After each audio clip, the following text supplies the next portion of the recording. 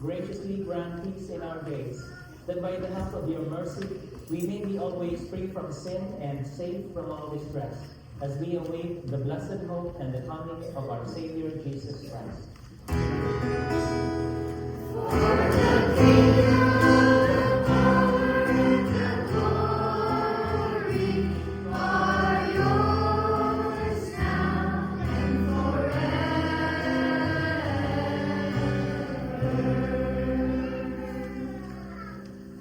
Lord Jesus Christ, who said to